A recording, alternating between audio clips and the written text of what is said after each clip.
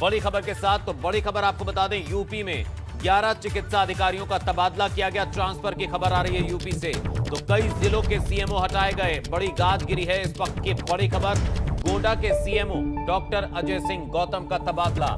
Doctor Radheshyam Kesari बनाए गए गोंडा के नए सीएमओ। कानपुर के सीएमओ डॉक्टर अनिल कुमार मिश्रा का भी तबादला। डॉक्टर नेपाल सिंह होंगे कानपुर नगर के नए सीएमओ। देवी पाटन मंडल के संयुक्त निदेशक बने डॉक्टर अनिल मिश्रा। एटा के सीएमओ बनाए गए डॉक्टर उमेश कुमार त्रिपाठी। सिद्धार्थनगर के सीएमओ बनाए गए डॉक्टर संदीप चौधरी और इटावा के सीएमओ बनाए गए डॉक्टर भगवान दास। और ज्यादा जानकारी के लिए, अपडेट के लिए रुख करेंगे लखनऊ से सहयोगी शैलेश अरोड़ा हमारे साथ जुड़ चुके हैं। शैलेश, बड़ी खबर मिल रही है, क्या जानकारी मिल रही है? लगातार शिकायतें तो आ रही थी, अब गाज भी गिरनी शुरू हो गई है।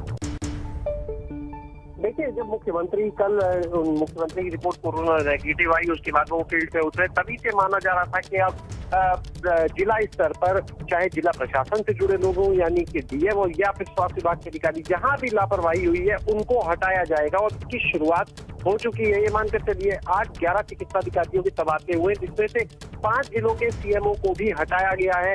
मेरठ, कानपुर नगर, गोंडा, इसमें आप अगर देखें तो वो जिले शामिल हैं जहां पर कहीं ना कहीं नाखुश थे मुख्यमंत्री भी और स्वास्थ्य विभाग के जो आला अधिकारी हैं उनसे चर्चा की गई और देखा गया कि कहां पर किस तरह की व्यवस्थाएं की गई हैं। जहां पर कोरोना काल है, देखिए, जहां पर भी अव्यवस्था मिल रही है वहां पर मुख्यमंत्री एक्शन कर रहे हैं। ये माना जा रहा है कि ये जो तबादले किए गए हैं, इनमें जो सीएमओ हटाए गए हैं, इनका आधार मुख्य जो है वो यही है कि कहां पर व्यवस्था को सुधारने की जरूरत है, कहां पर अधिकारी जो है वो उस तरह से काम नहीं कर रहे जैसे उनसे उम्मीद की गई थी, जिस तरह उन्हें करना चाहिए। और अब ऐसे में ये मानकर चलिए, देखिए, इससे पहले कल मुख्यमंत्री ने अपनी जो टीम 11 थी उसको बदला, टीम 11 को खत्म किया, भंग किया, उसको नए सिरे से पुनर्गठित करके टीम 9 का गठन किया गया।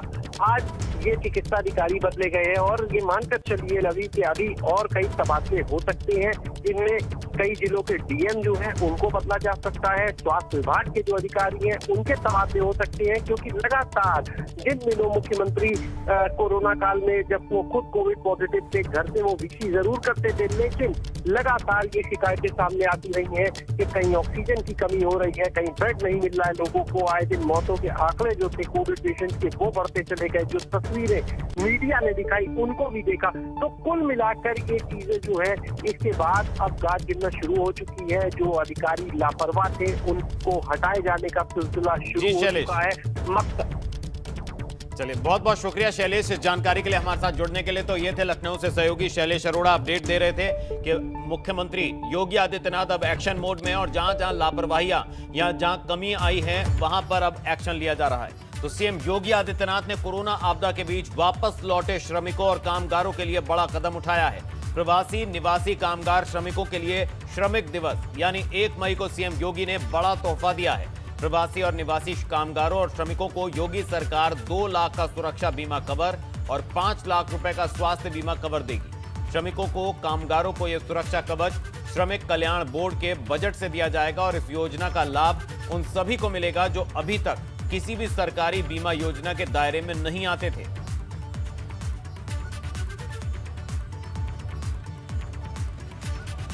इसी बीच एक और बड़ी खबर, ऑक्सीजन आपूर्ति को लेकर सीएम योगी के निर्देश। इस वक्त की बड़ी खबर, सीएम योगी के निर्देश, अगले 6 महीने की आवश्यकता का आकलन कर स्थापित करें लिक्विड मेडिकल ऑक्सीजन प्लांट। तो आईआईटी कानपुर सहित अन्य तकनीकी संस्थानों के विशेषज्ञों से संवाद स्थापित कर नाइट्रोजन को ऑक्सीजन में कन्वर्ट करने की संभावनाओं को भी तलाशें। यूपी में ऑक्सीजन को लेकर अगले 6 महीने की तैयारी अभी से शुरू। तो प्रदेश के जिन मेडिकल कॉलेजों और संस्थानों में अभी LMO नहीं, वहां जल्द करें स्थापित। इसके साथ साथ सीएम योगी ने यह भी कहा, मेडिकल कॉलेज, चिकित्सा संस्थान में कोरोना संक्रमितों को ऑक्सीजन की कमी ना हो। झांसी में एक क्रशर यूनिट ने ऑक्सीजन उत्पादन शुरू किया। चीनी मिलों में थोड़े तकनीकी सहयोग से ऑक्सीजन उत्पादन भी किया जा सकता है। इस बारे में विशेषज्ञों की मदद लेते हुए कार्रवाई की जाए।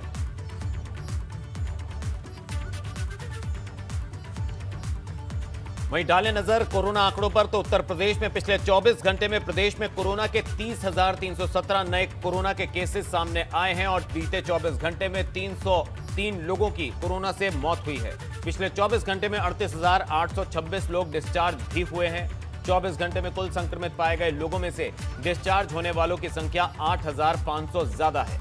उत्तर प्रदेश में अब कुल एक्टिव केसों की संख्या 3,01,083 हो गई है। पिछले 24 घंटे में 2,66,326 सैंपल की जांच हुई। कुल जांचों में 1,09,000 जांचें आरटी-पीसीआर हैं।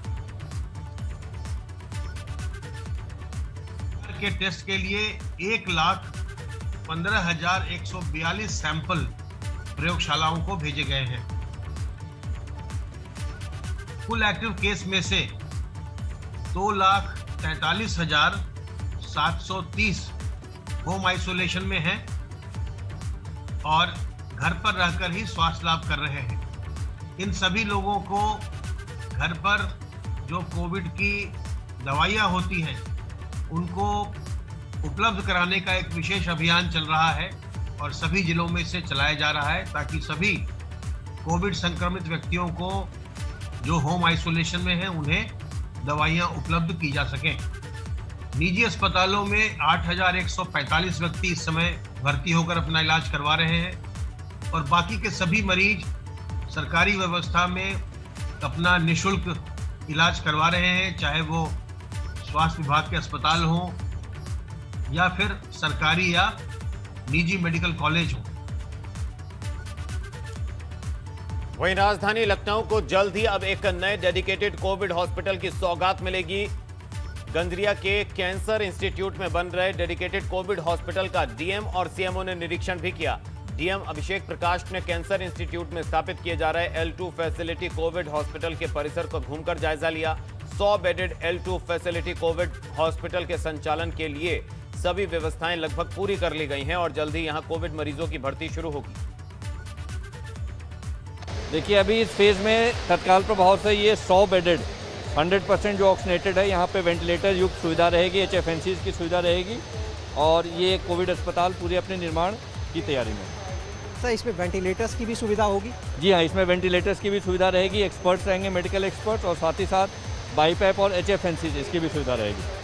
आपने अभी निरीक्षण किया था, 2 दिन पहले भी कहा था 1 हफ्ते में से तैयार कर ले। अब जो हालात है देख के आप लोगों को क्या लगता है, कब तक ये चालू हो जाएगा, पेशेंट्स एडमिट हो पाएंगे? देखिए, कोशिश यही है कि जितनी जल्दी इसको प्रारंभ किया जाए ताकि तत्काल प्रभाव से यहाँ पे पेशेंट्स एडमिट होकर के उनका प्रोटोकॉल के अनुरूप 100% उपचार हो। राजधानी लखनऊ में जल्द ही कैंसर इंस्टीट्यूट में एक कोविड हॉस्पिटल शुरू होगा। इसके लिए आप देख सकते हैं इस समय हम कैंसर इंस्टीट्यूट, जिसको कोविड हॉस्पिटल के रूप में बदला जा रहा है, वहाँ पर मौजूद है और यहाँ पर कोविड मरीजों के इलाज के लिए आप देख सकते हैं बेड्स लगाए जा चुके हैं। सभी बेड्स पर ऑक्सीजन की सुविधा यहाँ पर उपलब्ध है। 100 बेड का ये डेडिकेटेड कोविड हॉस्पिटल तैयार किया जा रहा है और इसको इस तरह बनाया गया है कि अगर ज़रूरत बढ़ती है तो उसके हिसाब से, क्योंकि जगह की कमी नहीं, ऐसे में बेड्स का विस्तार भी किया जा सकता है। कई बेड्स हैं जहाँ पर वेंटिलेटर की भी सुविधा दी जा रही है और लगातार जिला प्रशासन के अधिकारी, स्वास्थ्य विभाग के अधिकारी इसका निरीक्षण कर रहे हैं। अगले 3 से 4 दिन के अंदर इस अस्पताल को शुरू करने की योजना है और निश्चित रूप से जिस तरह से कोविड के मरीजों को एक बेड के लिए मशक्कत करनी पड़ रही है, लोगों की सांस उखड़ रही है कोविड पेशेंट की, ऐसे में ये अस्पताल शुरू होने के बाद इन मरीजों को बड़ी राहत मिलेगी, उनको बेड्स मिल पाएंगे। कैमरा सहयोगी राजू के साथ शैलेश अरोड़ा, ABP गंगा, लखनऊ। वहीं रुक करेंगे बड़ी खबर का। बिजनौर से आ रही है बड़ी खबर। जिला अस्पताल में ऑक्सीजन की भारी किल्लत की खबर आ रही है। बिन ऑक्सीजन के तड़प रहे मरीज। L2 वार्ड और इमरजेंसी में ऑक्सीजन खत्म हो गई तो अस्पताल में मची चीख पुकार। इमरजेंसी के बाहर पड़े मरीज। पंडित दीनदयाल उपाध्याय जिला संयुक्त चिकित्सालय बिजनौर का यह मामला बताया जा रहा है। इमरजेंसी में मरीज तड़प रहे हैं, ऑक्सीजन खत्म होने की खबर आ रही है। वहीं इधर प्रतापगढ़ में सांसद संगम लाल गुप्ता ने जिला अस्पताल का औचक निरीक्षण किया। इमरजेंसी वार्ड में मरीजों और वहां की व्यवस्थाओं का उन्होंने जायजा लिया। सांसद ने CMS, CMO और जिला अस्पताल के साथ ही CHC, PHC को पूरी क्षमता के साथ एक्टिवेट करने के निर्देश दिए हैं। सांसद ने कहा कि व्यवस्थाओं में आ रही परेशानी तो प्राइवेट हॉस्पिटल में मरीजों का इलाज कराएं। यदि प्राइवेट हॉस्पिटल मनमानी कर रहे हैं तो हमें बताएं, हम उन पर कार्रवाई करेंगे। सांसद ने यह भी कहा कि जिन भी व्यवस्थाओं की कमी है हमें तत्काल लिस्ट बनाकर दें, हम शासन से आपको पूरी व्यवस्था कराकर देंगे, लेकिन लापरवाही बर्दाश्त नहीं करेंगे। एक भी मरीज का मरना हमारे लिए दुख की बात है। देखिए, ये जो संकट की घड़ी है, इसमें सबको एक साथ मिलकर इस संकट की घड़ी से निकलना है, क्योंकि ये दैवीय आपदा है। इस आपदा की घड़ी में जो हमारे मरीज आ रहे हैं उनको सुविधाएं मिले, सुविधाएं भाई जब बहुत बड़े पैमाने पे आपदा हो गई है तो सुविधा भी कम हो गई है, सामग्री का भी अभाव है। उस अभाव को लेके हम डॉक्टरों के साथ बैठक किए हैं और जो चीज़ें कमी है, सिलेंडर कमी है, वो सब चीज़ें हम प्रोवाइड कराएंगे। शासन से उसकी हम डिमांड यहाँ से भिजवा रहे हैं और जल्द से जल्द उसको हम पूरा कराने का काम करेंगे। उधर गाजियाबाद से भी बड़ी खबर। लोनी विधायक नंद किशोर गुर्जर ने गाजियाबाद के एडीएम सिटी शैलेंद्र सिंह पर गंभीर आरोप लगाए हैं। नंद किशोर गुर्जर ने एसडीएम सिटी के खिलाफ एसएसपी से शिकायत की है। नंद किशोर गुर्जर ने यह आरोप लगाया कि एडीएम सिटी ऑक्सीजन गैस की कालाबाजारी कर रहे हैं। तहरीर में हत्या का मुकदमा दर्ज करने तक की बात कही गई है। आपको बता दें कि इस वक्त गाजियाबाद में कोरोना संक्रमण के रोज नए केस आ रहे हैं।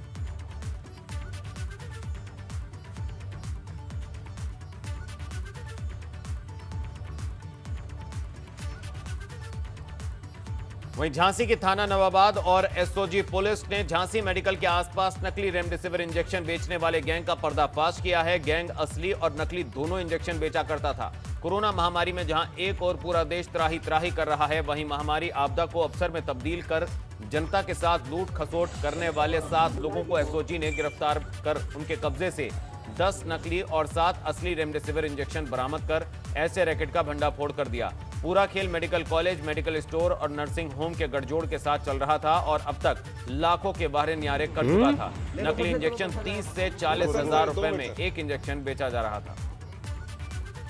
जो कुछ एसेंशियल ड्रग्स के ऊपर जो काला बाजारी हो रहा था, उसके ऊपर हमको बहुत सारी शिकायत मिल रही थी। इससे झांसी पुलिस ने कुछ अच्छा काम किया है, जिसमें हम लोगों ने कम से कम 7 लोगों को अरेस्ट किया है। इसमें 2 तरह का गैंग था। एक गैंग जो ओरिजिनल रेमडेसिविर इंजेक्शन को अस्पताल में जो मरीज़ मर रहे हैं, वेंटिलेटर पे है, उनको ना देते हुए उसको छुपा के बाहर कर देते थे।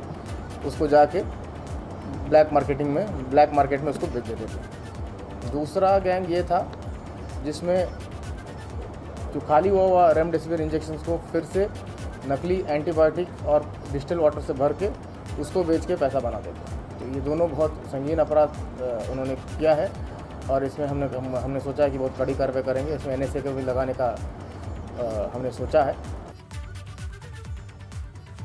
वहीं वाराणसी के में कोरोना टीकाकरण के दौरान मंत्री रविंद्र जायसवाल का गुस्सा फूटा। कोरोना टीका लगवाने पहुंचे एक शख्स पर फूटा पड़ा गुस्सा, तो मंत्री जी ने उसे मारने के लिए दौड़ पड़े। मंत्री युवक को पीटते इससे पहले ही सुरक्षा कर्मियों ने दौड़ते हुए मंत्री को रोककर किसी तरह शांत कराया। पीड़ित व्यक्ति का आरोप है कि वो और वहां पर मौजूद लोग काफी देर तक धूप में खड़े होकर परेशान थे, लेकिन मंत्री के इंतजार में टीकाकरण शुरू नहीं हो पा रहा था। इसीलिए उसने आपत्ति जताई तो मंत्री जी मारने को दौड़ पड़े।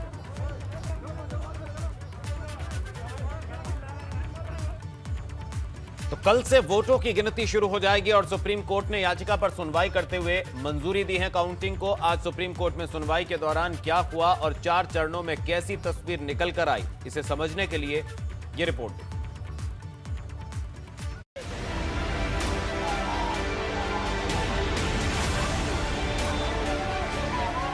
15 अप्रैल को जब यूपी के 75 जिलों में पंचायत चुनाव शुरू हुआ तो एक के बाद एक सभी जिलों से लापरवाही की ऐसी ही तस्वीरें सामने आने लगी। एक के बाद एक जिलों में कोरोना के सारे प्रोटोकॉल की धज्जियां उड़ा दी गई।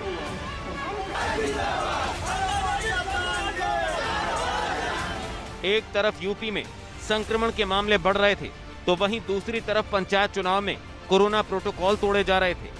हाँ, ये बात अलग है कि प्रशासन ने इस बात का दावा किया था कि चुनाव के दौरान कोरोना प्रोटोकॉल का पालन किया जाएगा, लेकिन जो हुआ उसे इन तस्वीरों से समझ लीजिए।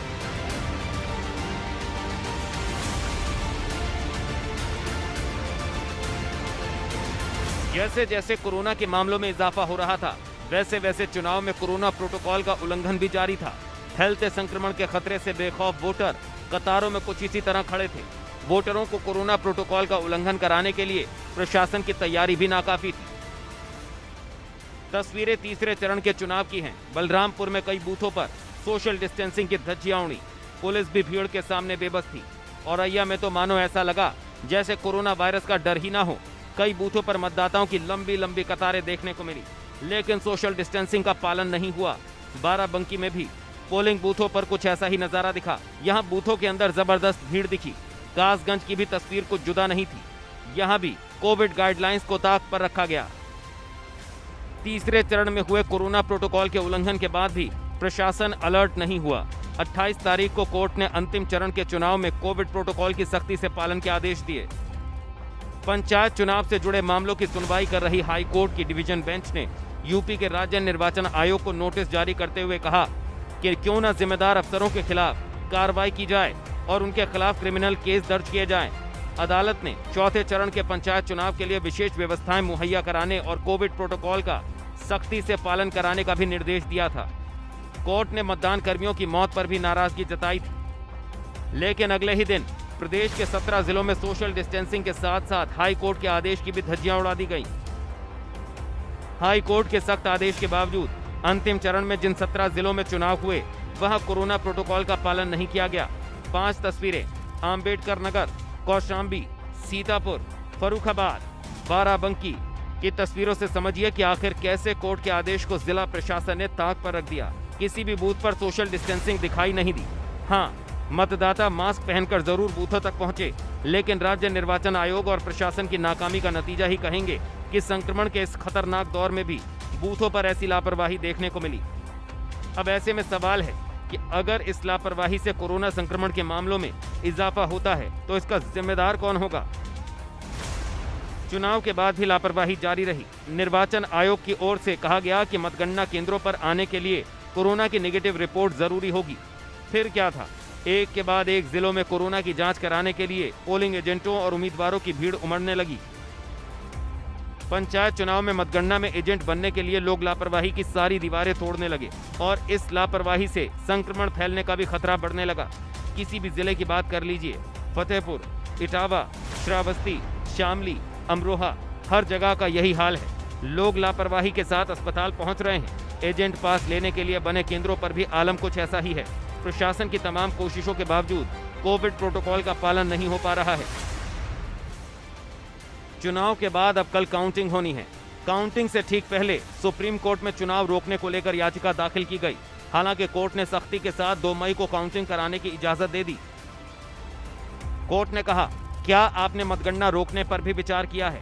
सरकार के वकील ने कहा, निचले स्तर पर जनप्रतिनिधि नहीं है, उनकी जरूरत है।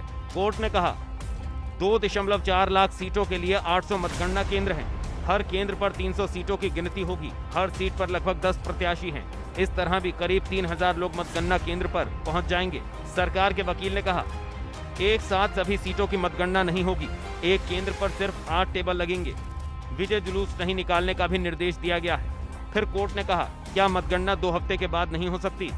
सरकार के वकील ने कहा, कोविड के मामले बढ़ सकते हैं, पूरी तैयारी के साथ मतगणना करवाई जा रही है। रविवार को कर्फ्यू है। फिर कोर्ट ने कहा, अगर मतगणना की अनुमति दी जाए, किसी एक अधिकारी का नाम बताया जा सकता है जो प्रोटोकॉल का पालन के लिए जवाबदेह होगा। अधिकारी ज्वाइंट सेक्रेटरी स्तर का होना चाहिए।